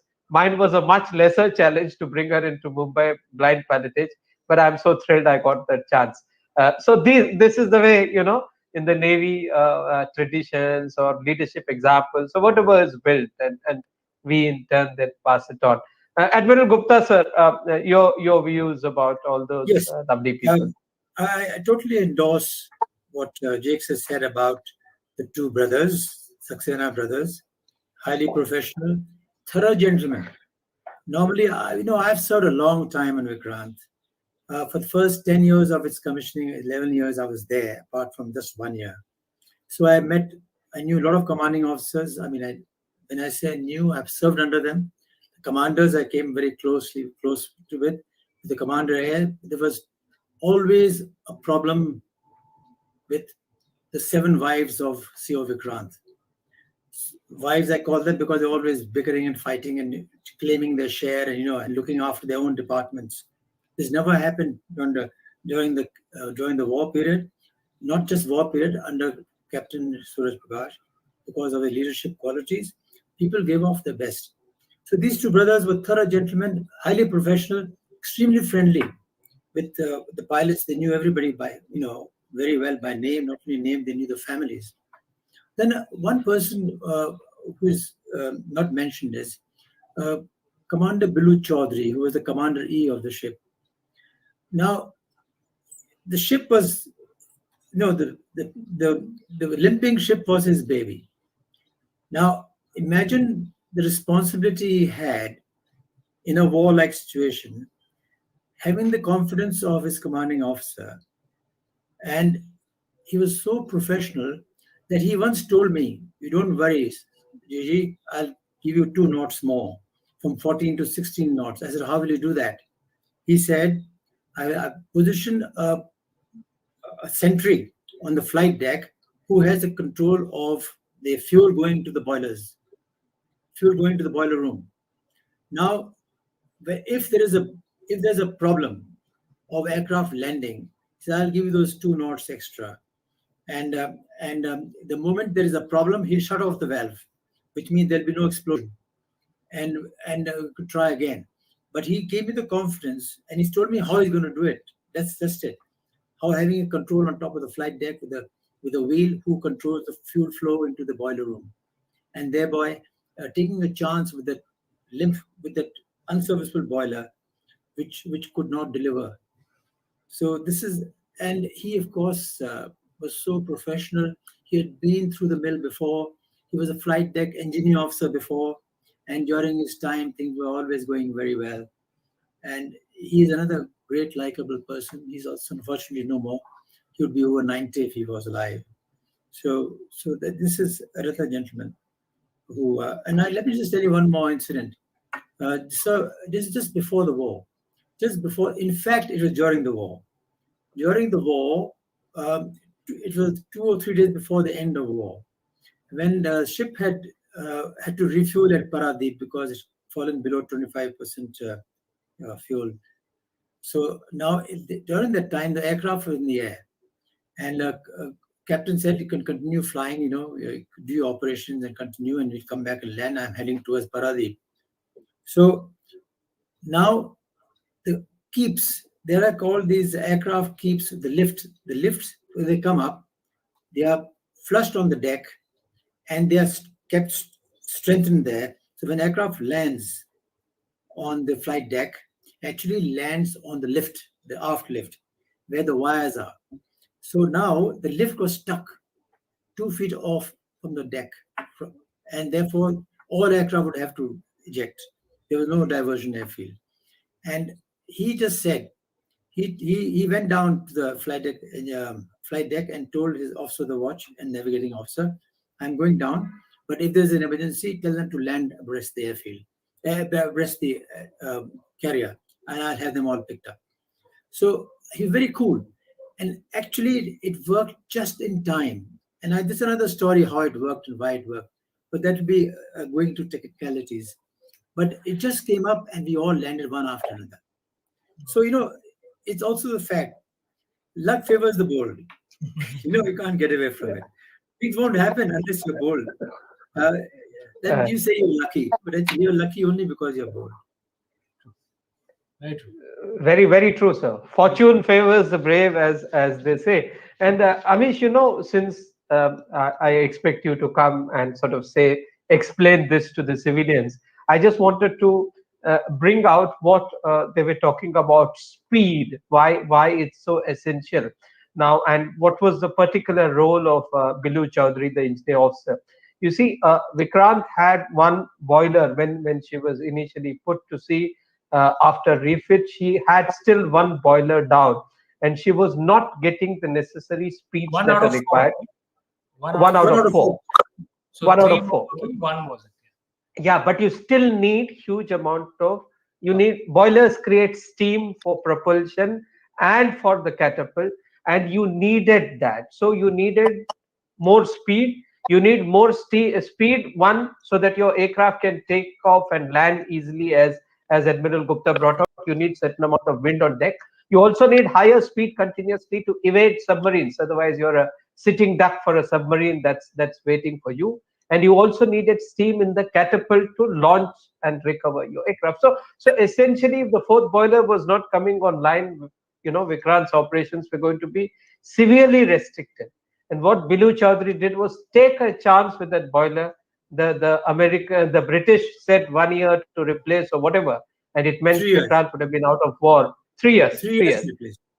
It would have been being out of war, and he took a chance, did some typical Indian innovations, as he said, had a sentry placed outside the boiler room but on top, monitoring the fuel line.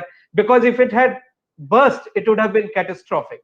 But all these were brave people who took their chances, and it's sad, one by one, wo pichhle sabhi bari bari, Admiral Bilu Chaudhary passed away 2 years ago. Commodore Saxena passed away a few months ago.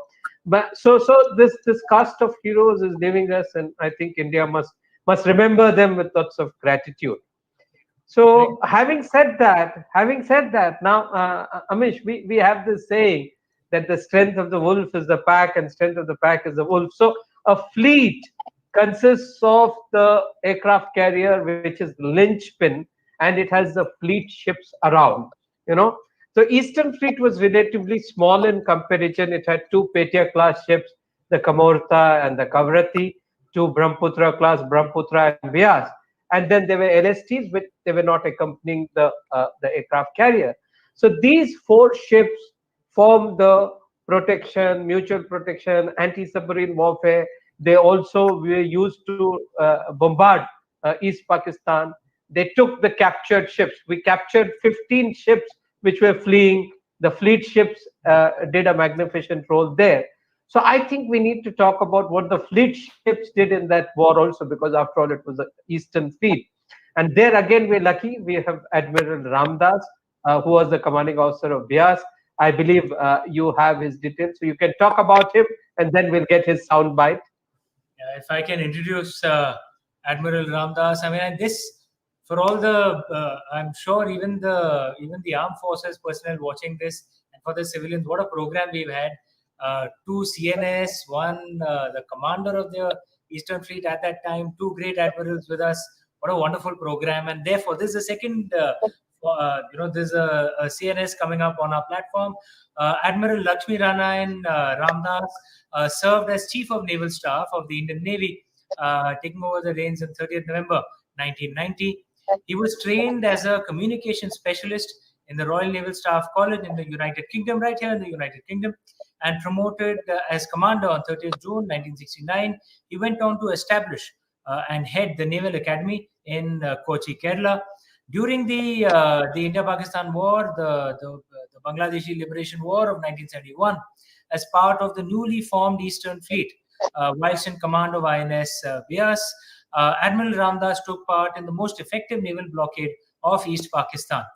INS Bias was also captured a large number of ships carrying contraband to East Pakistan, bombarded Cox's Bazar, and took part in the landing and other operations in an area which had been mined.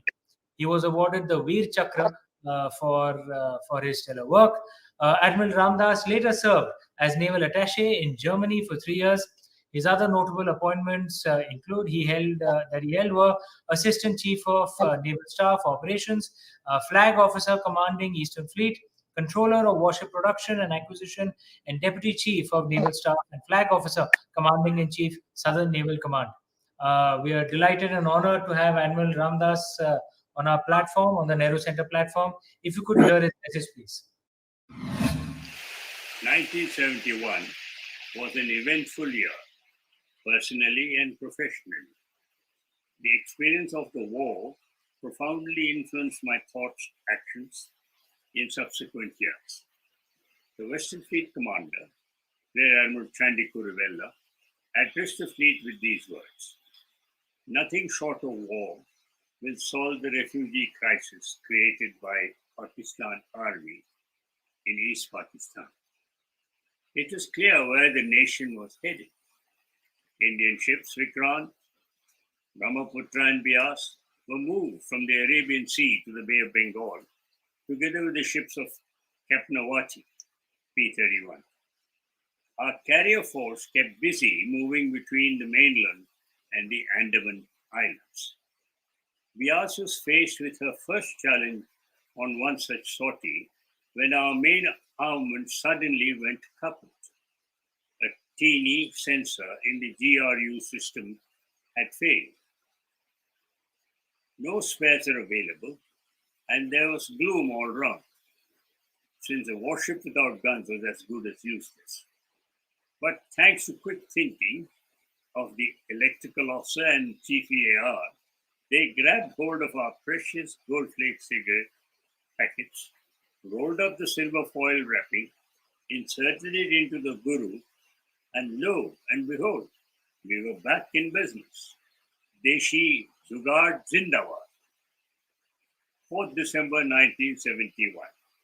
War was declared on the night of December 3rd, and we shaped course northwards from the Andamans as planned, under the command of our Eastern Fleet Commander, Rear Admiral Sri Harilal Sharma. A thumbnail overview of the Eastern Fleet in the Bay.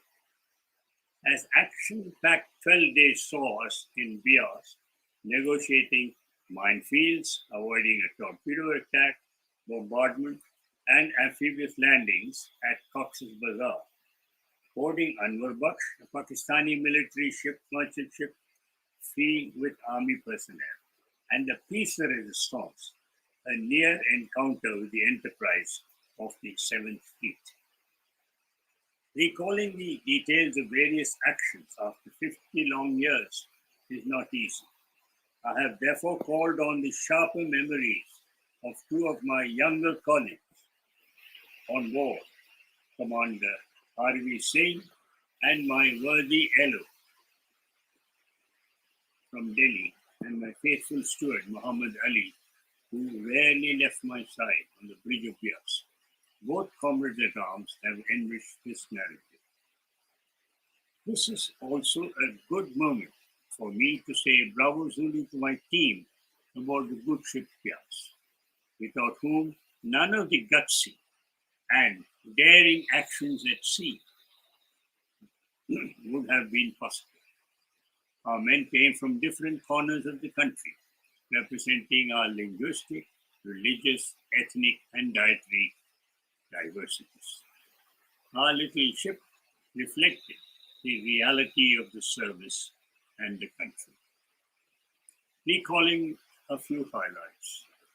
The submarine periscope sighting, firing and avoiding action after the torpedo attack was thanks to my alert gunnery officer, Lieutenant John De Silva.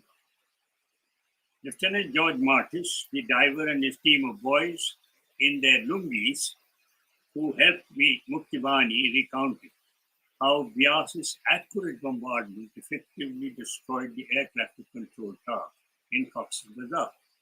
Another thank you to Goldflake's secret weapon. D. Lal was the short member, an alert member of the boarding party, led by my first lieutenant, Ravi Bajaj, who spotted and disarmed an enemy crew member aboard the merchant ship Anwar Baksh and was promptly christened Danger Lal. And we can never forget the words of the burly Sikh Singh Sahib, who reported to the news of Bias being dispatched by our fleet commander to confront the US aircraft carrier, said, "Sir, we have seen their pattern tanks and saber jets in 1965. अब इस enterprise को भी देख लेंगे." In the event, the audacious paradrop and capture of Dhaka ended the war before we could actually say hello to the USS Enterprise. I am speaking to you today from my home in village Baimala in Konkan, where I have been living, learning, and farming for nearly 30 years after retiring as Chief of the Naval Staff in 1993. This land where I live and work was a grant for the Veer Chakra Award in 1971 operations. One incident has haunted me ever since that December day, when I landed in Chittagong after the war. 4 young men in their teens accosted me outside the naval base and pleaded with me to send a particular Pakistani major to meet them for a few minutes. He was notorious for terrorizing and abusing local Bengalis, especially women. I explained that this was impossible as he was a POW and we had to follow the Geneva Convention. I could see from their expressions that they were angry and felt let down. After the passage of nearly 50 years, those boys must now be men in their mid-60s. I have often wondered what they must feel today. Jai Hind and thank you. Thank you. Thanks a lot, sir. Shrikant. Amish, I wanted to add that he was also the Flag Officer Commanding in Chief, Eastern Naval Command, before he took over as the CNS. So I wanted to ask both our panelists. Admiral Jacobs as a surface warfare officer, he's commanded ships. Admiral Gupta has commanded Shakti too before he went on to command Vikrant. So the role of the other fleet ships in the war, sir. I mean, you saw that, and they were your contemporaries, so to say. So could you throw light a bit on them? Request both of you to go. Jigs, you're on first. Okay. well, I've had the privilege of being under Admiral Ramdas on a couple of occasions. I must say, he's a very hard taskmaster, and I think if you are able to deliver, well, he was there with you. And I must say, during the time when the ships were at sea, the fleet, the safety of the fleet as far as anti-submarine warfare is concerned was really looked after by them. Because, as you know, the carrier does not have any sonars. It is only the ships which screen them, the carrier which provides the protection. And since Vikrant was restricted in speed, this was all the more important. But fortunately, the sinking of the accident or the sinking of the Ghazi in the early stages gave us some confidence that the submarine threat was not really very much. So these fleet ships were handled with great dexterity, and they made sure that they kept the fleet safe, the carrier safe, and operated with great amount of daring without any problem. So I would say that they really did contribute a tremendous amount towards the blockade, especially. Well, you couldn't really call it a blockade. We actually declared a contraband control because it would not be possible to, not legally feasible to have a blockade declared. But they ensured that this contraband control was very effectively carried out. Therefore, nothing could get in, nothing could get out. And that is probably what made the Pakistan army to decide that it was better to surrender. They would not be able to get away. So I would say that having those ships with us, and also they supported an amphibious landing, which we did subsequently. They were immense, and the shore bombardment was carried out by them. And the ships, and with the Pakistan Navy not really having any worthwhile ship to come out and meet them. But even the smaller ships that came out were sorted out either by the aircraft or by the ships. So it was really a complete domination of the Bay of Bengal by the Indian Navy. With whatever limitations we had, we were able to deliver and make sure that we were able to create a free nation. And I think that's something that all of us as Indians can be proud of. Yes, very true. Very true. Well, I could hardly add anything more than that, but I do know the ships were giving mutual support to Vikrant, and there were just 4 ships, but they did a lot of service in escorting ships which were captured, carrying contraband, and also people who, the ships generally escorted them to our ports, so that this is some prize ships which were there, which needn't have been there. At the same time, contraband was offloaded, and at the same time, all the other ships, merchant ships trying to escape, which we had attacked before, they captured them all, and took them all under their wings and took them to our own ports. That was a great service done, really, apart from the amphibious landing and bombardment of Cox's Bazar. Fantastic, sir. Amish, the thing that comes out clearly is as Admiral Jacobs said, you made a freeing a nation possible. You dominated the Bay of Bengal. Whatever the opposition in air or ground, anything, our people took care of that. And despite our very limited resources, we were able to deliver to a large extent because of the wonderful people that we had at that point of time. So I'm sure we'd want to talk a lot more about this, but I'm sure that we have some audience questions also. I can see that many of them want to ask. Meanwhile, I've got this very small message saying explain blind pilotage based on what Admiral Jacob said. To put it very simply, I'll explain both blind pilotage and contraband control. Very simply, blind pilotage, as the word indicates, it's blind. That means you're not seeing visually. And pilotage is making your way through restricted waters. Now, when you're entering or leaving harbor, that's the time a ship is most vulnerable because there are dangers of collisions with other ships. It's a busy place. There's dangers of grounding because at places the depths are less. There are other dangers. So when you got to pilotage, which means you got to navigate with great degree of caution, it's always great to be visually aligned. Now, so that's done in daylight or even at night if the visibility is good. Blind pilotage means you consider yourself, you can't see with your eyes and you rely on radar completely. And that, I assure you, ladies and gentlemen, requires a great deal of skill, which is taught in the navigation and direction school to all young officers, and people who are good at that take great pride in doing so. Contraband control essentially means that when you think that any item is contraband, fuel, ammunition, but anything that helps the war effort of another country, then you can declare contraband control. That means you can intercept any ship that's going in to deliver what you consider contraband and therefore deprive enemy of war fighting material. Similarly, you also prevent any exit from that place which might be going elsewhere. So in a sense, what Admiral Jacob said, while we did not, it was not legally blockade, through contraband control and complete domination, we effectively strangulated East Pakistan ताकि कोई चिड़िया भी नहीं जा सके.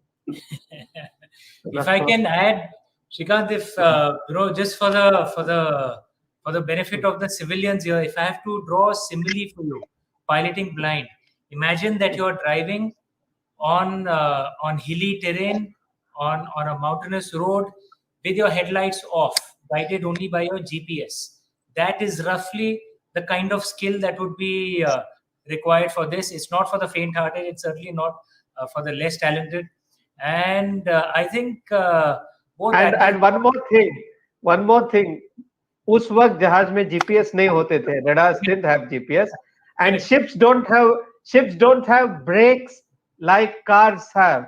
Correct. So to stop a ship takes that much more time and judgment than stopping a vehicle on land. Stopping a vehicle, and there were no street lights either. It's the equivalent of that. Yeah. So it's completely dark. I mean, the level of skill, that naval officers show is something that honestly we civilians can't even imagine. And if I can add one more thing, which I'm sure will resonate even with those who are not of Indian origin, because many of our viewers are actually Bangladeshis. Many of our viewers are native British. What Admirals Gupta and Admiral Jacob said, that there was actually there are very few wars where you can say there's a moral component to this. What the Pakistani army was doing on East Pakistan, on Bangladesh, the estimates vary. The Bangladesh genocide, they killed probably nearly 3 million Bangladeshis at that time, East Pakistanis. Operation Searchlight, Hindus, Muslims. There were 10 million refugees who came into India, and the Pakistani army was largely dominated by the Pakistani Punjabis community. There was a moral component to it as well, and India actually played a moral role in helping our Bangladeshi friends escape the oppression of the Pakistani army. And Shrikant, you're so right. There are many viewers waiting to ask questions. If you could. Okay, we have audience questions waiting. I believe Punita is waiting. Punita, go ahead and please ask your question. Good evening, everyone. First of all, I would like to thank you for such a fascinating insight. I am a PhD candidate from JNU and interested in geopolitics and IOR. And my question is for Vice Admiral PC Jacob. Sir, given that you served in the war and many years later also commanded the Eastern Fleet and were also part of many diplomatic delegations, and now, as it has been mentioned in the discussion, that it's 50 years of Eastern Fleet, and its role is getting bigger by going for exercises such as Malabar exercise and sailing to South China Sea. So, can you please share some insight as how you see or evaluate the growth of Eastern Fleet and its role in expanding the strength of Indian Navy? Most certainly. When the Eastern Fleet was formed, one didn't really think we were really Western orientated. We are looking at a threat only from the West. But as we have seen, that threat from the East is the threat that we really have to face. And the growth of the Eastern Fleet has been exponential, and very rightly so. And all these, most of these major exercises, if you notice, are being held on the Eastern Sea, and in not just in the Bay of Bengal, but right up to the South China Sea. In the Indian Navy's presence is noticed everywhere, right from the South China Sea to the right across, right to the Arabian Sea and beyond. So I think the Indian Navy has really become a proper blue water world-class navy, which is taken note of by all the countries in the region. But we do this without domination. We have taken all the littoral countries on board. We have extended a hand of friendship and a hand of cooperation to all like-minded nations in our littoral and even beyond. So therefore, I think the focus is really rightly so, and the Indian Eastern Fleet has been being built up sufficiently. All that we need is more money to get shipbuilding is an expensive exercise, but is it worth it to keep the great nation safe and confident? So that is what it's something which the government has to decide, certainly. But as you can see, even with all the limitations that we had, in all the wars that we have fought, the Indian Armed Forces have never let the country down. The Eastern Fleet really it's grown amazingly, leaps and bounds. My command last Jalashow was in Eastern Fleet, and now I think India can be proud of two very formidable surface fleets in the west and in the east, both radiating lots of combat power and with latest state of the art ships, and giving a very palpable physical connect, as Admiral Jacob said, to our looking and acting east policies, and being an important player in the region. I think he also emphasized very much that it is a cooperative and collaborative framework rather than competing and contesting. So that's wonderful. Next, we have Dorai Babu, Captain Dorai Babu, with the question. Good evening, sir. I'm Captain Dorai Babu, and it's really a privilege to be sitting here and listening to two wartime greats recounting their days of glory, sir. I'm a practitioner, and it is just an honor for me to be with war heroes. Sir, my question, Admiral Gupta had mentioned of this American CBG coming into our waters or close by and having a say in what we were doing there. I mean, one of the stated aims of Indian Navy's operations is to influence the battle on land. And there was this third actor who has come in, probably asking for a complete naval battle out of nowhere. What was the feel of the crew at that time, sir, the officers? You mentioned what the CO said, but what was the men? What were the men thinking? What were the officers thinking? Were they charged up? We were having a great run till that time.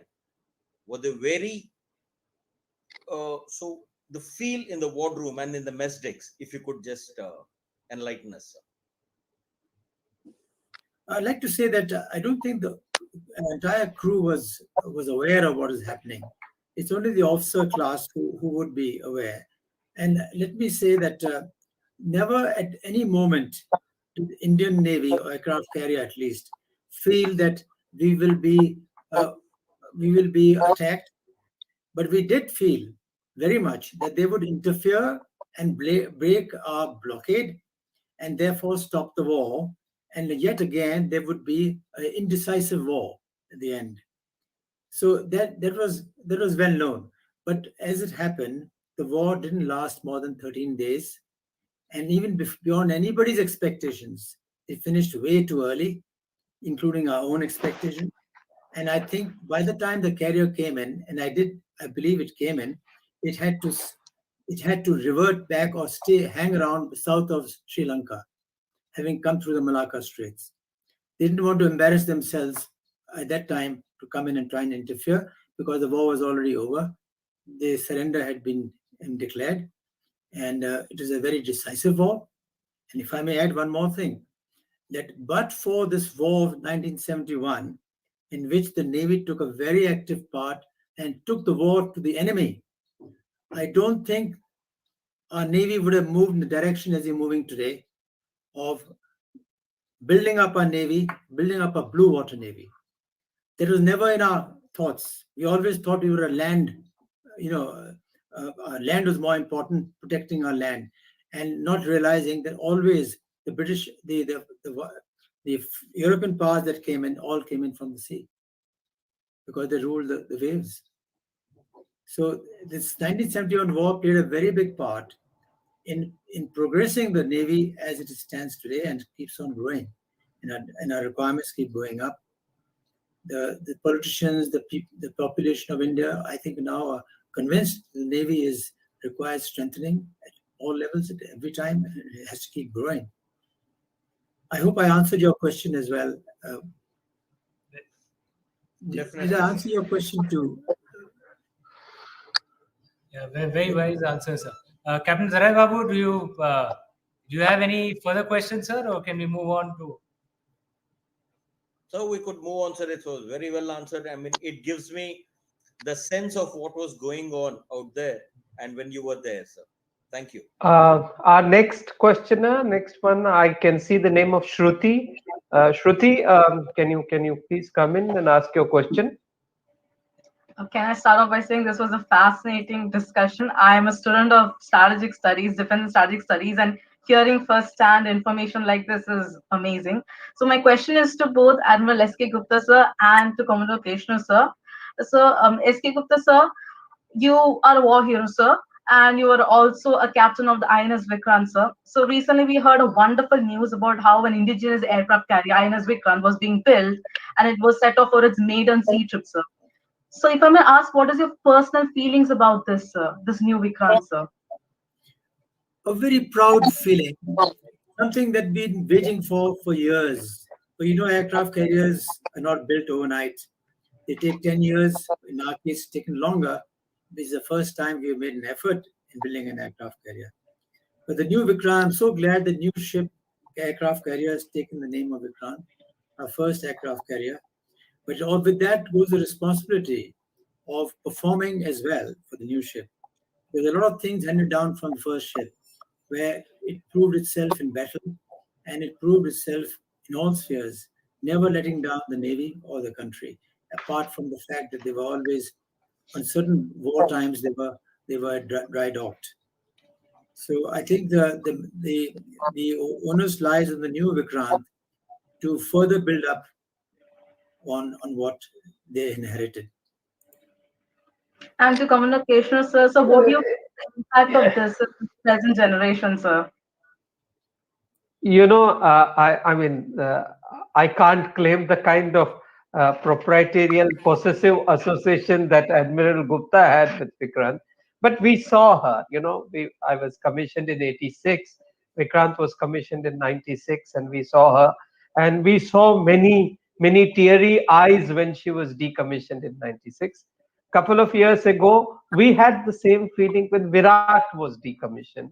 So an aircraft carrier is a once in a lifetime association and thing, and it's the centerpiece of fleet activity, undoubtedly the jewel in a crown, so to say.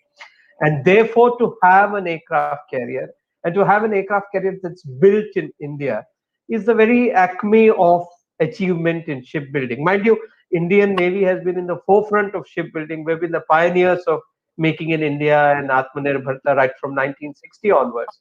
We have come to the stage of building, formidable surface platforms. But the aircraft carrier is huge. It's our own, and with state of the art automation, lots of new things, as you will come to see. But as Admiral Gupta points out, it's about taking forward the tradition. So we hope that the new avatar takes the soul of the old and repeats all the glories that her ancestor has achieved. I can't wait to tell you how excited our generation of people are to see this. I mean, it's a wonderful achievement, and something that our predecessors will also be very, very proud of, I'm sure. A great day for the Navy and the nation. Anita, if I may add one thing, a small thing. Vikrant essentially, sorry, Tuti, if I may add one thing.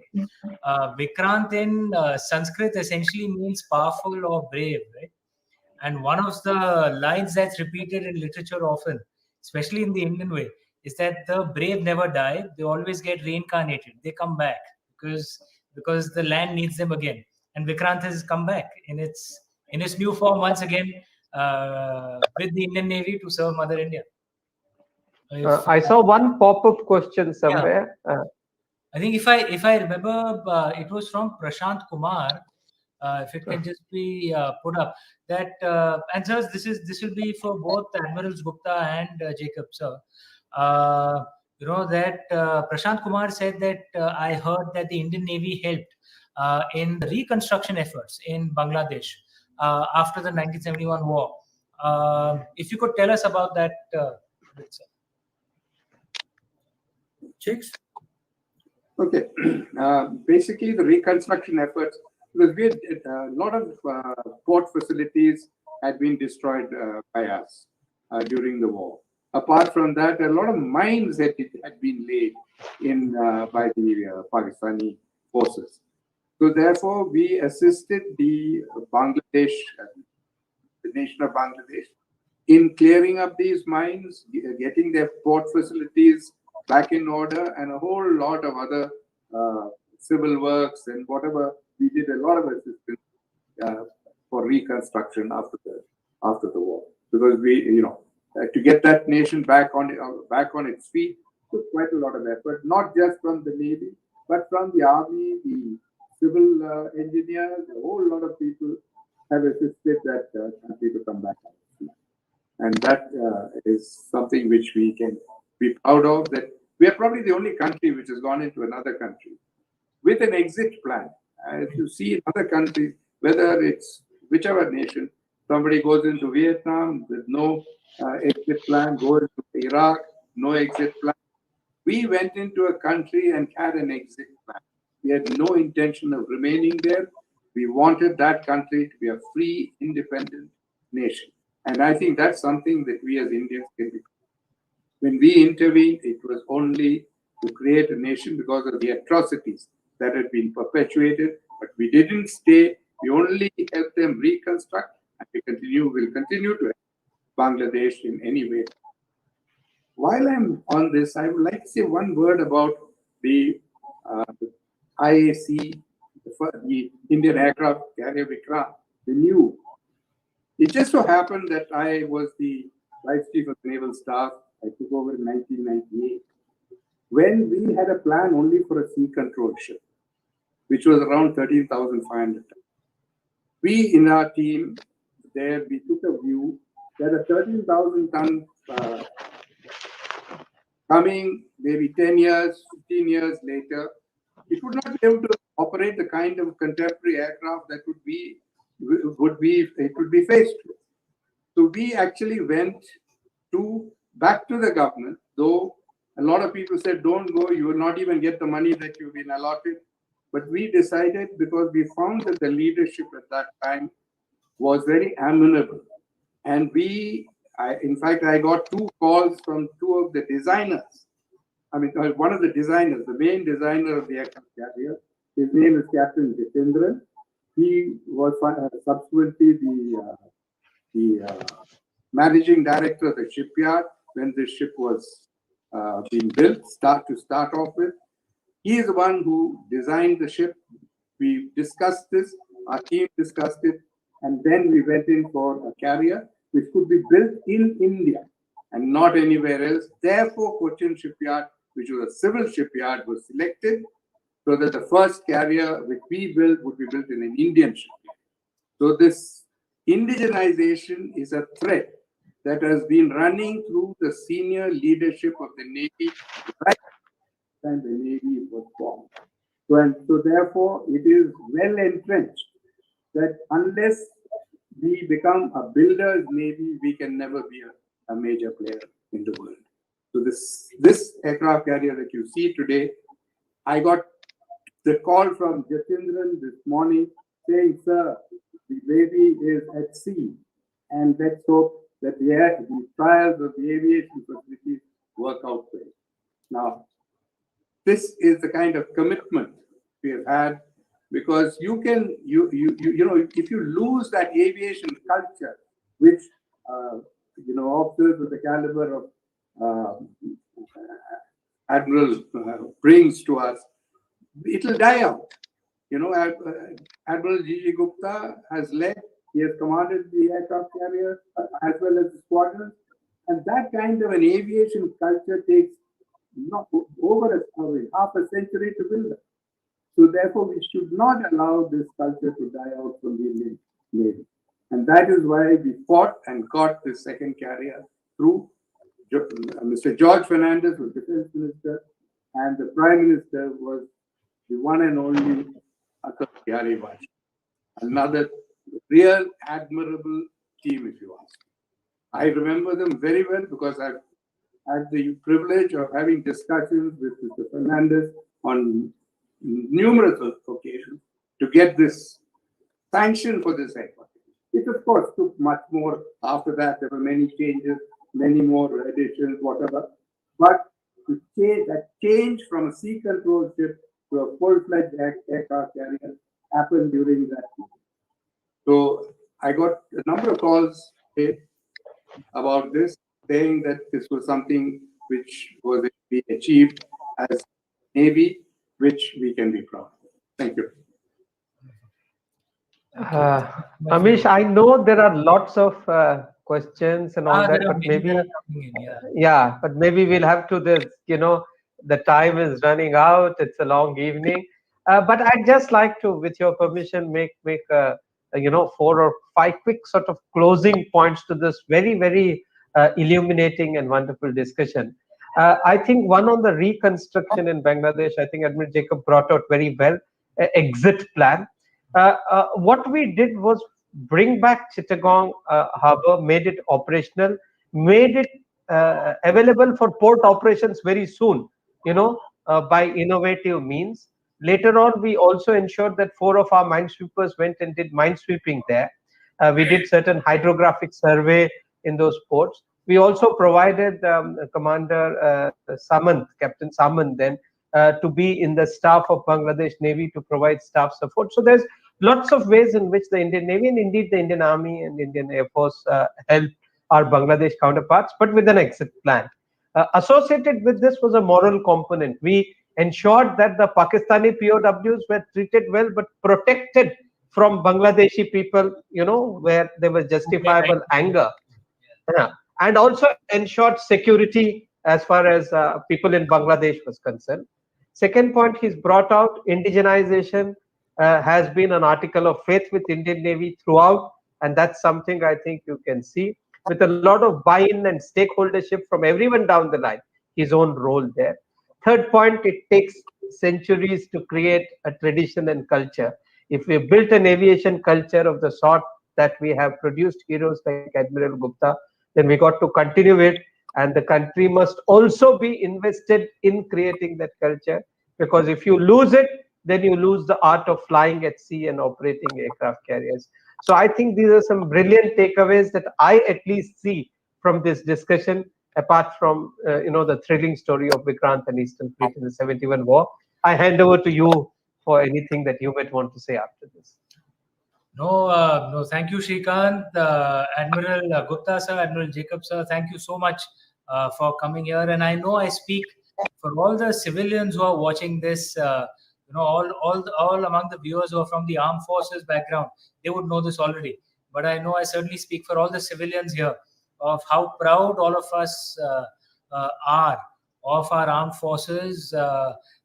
It's a fearsome force, towards the enemy. They fight hard, they win, but it's also a moral force, which showed in the way our armed forces conducted themselves during this war, the way reconstruction efforts were done with our friends in Bangladesh, the way even the prisoners of war were treated, and among almost all surveys showed repeatedly that the most respected institution among Indians, both resident and non-resident, is our armed forces. And the Nehru Centre's prestige has been raised once again by being able to host you fine gentlemen, sir. Thank you so much. And we will have many more programs on this series. 4 more are to come just on this series, hosting members and officers of our Indian Navy and exploring the 1971 Bangladeshi Liberation War. Thank you so much, all our Nehru Center viewers. Thank you so much for gracing us with your time and your presence. Thank you. Thank you very much. Thank you.